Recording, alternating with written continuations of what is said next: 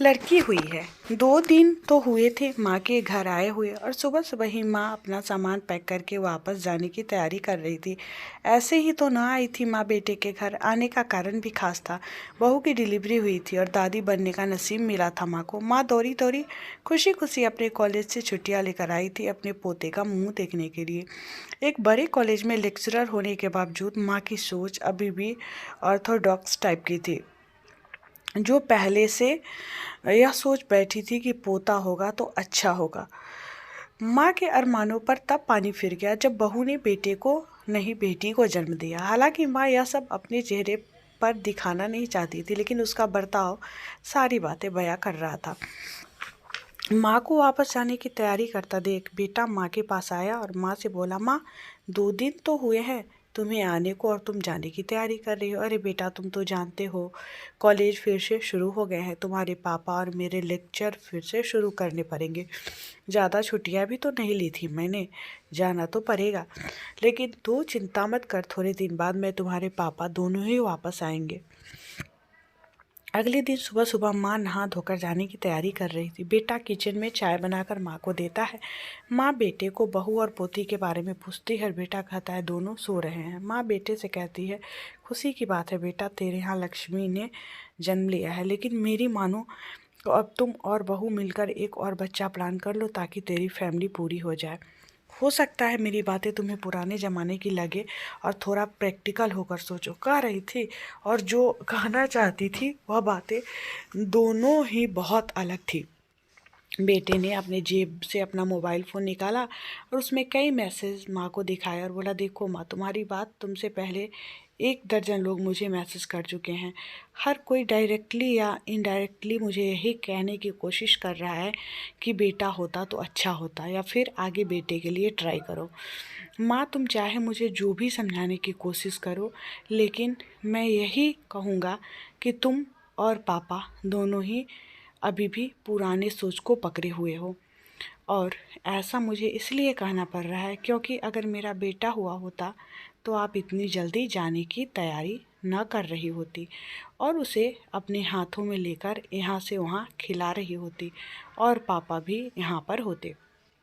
21वीं सदी में जी रहे हैं हम, फिर भी ऐसी मान्यताएं। और आप दोनों ने से मुझे यह उम्मीद न थी। आप हजारों बच्चों को लेक्चर देती है और खुद इस तरह के विचार रखते हो। अगर आप ऐसा मानते हो कि बेटा और बेटी दोनों होंगे तभी फैमिली कंप्लीट होगी, तो मेरे एक सवाल का जवाब दीजिए कि मैं अकेला क्यों हूँ? मुझे कोई बहन क्यों नहीं है? माँ के पास बेटे के सवालों का कोई जवाब न था। वो अपनी नज़रें झुकाए वहाँ से चली गई। बेटा अपनी माँ से बहुत प्यार करता था। वह बिल्कुल उनका अपमान नहीं करना चाहता था, लेकिन गलत विचारों का समर्थन करना भी उसे ठीक नहीं लगा। यह सारी बातें बहू ने भी सुन ली थी। बेटे ने उसके पास जाकर उसका उतरा हुआ चेहरा देखकर उसे समझाते हुए कहा, देखो चारू, तुम्हें माँ से या किसी और की बातों से परेशान होने की ज़रूरत बिल्कुल नहीं है। मुझे कोई फ़र्क नहीं पड़ता कि मुझे बेटा हुआ है या बेटी। मेरे लिए यही बड़ी बात है कि मेरी बेटी स्वस्थ है और खुश। चारू बोली, मैं माँ की किन बातों से या किसी और की बातों से बिल्कुल परेशान नहीं हूँ, लेकिन हाँ, मैं परेशान ज़रूर हूँ। मैं एक समाज सेविका हूँ और मैं हर दिन कई लड़कियों से मिलती हूँ।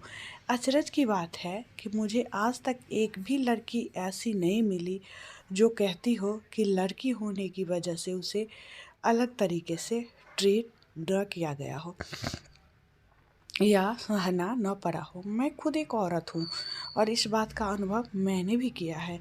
और अब जब हमारे घर में भी एक लड़की ने जन्म लिया है तो मैं परेशान हूँ।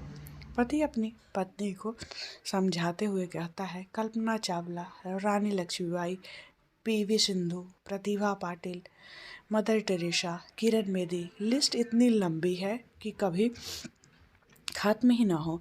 क्या इन सब ने यह सब फेस नहीं किया होगा?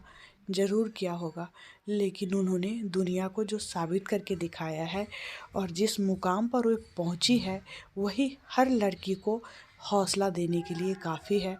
और इन सब में जो सबसे पहला नाम आएगा, जो हमारी बेटी को हौसला देगा, वो होगा चारू शर्मा, यानी कि तुम्हारा।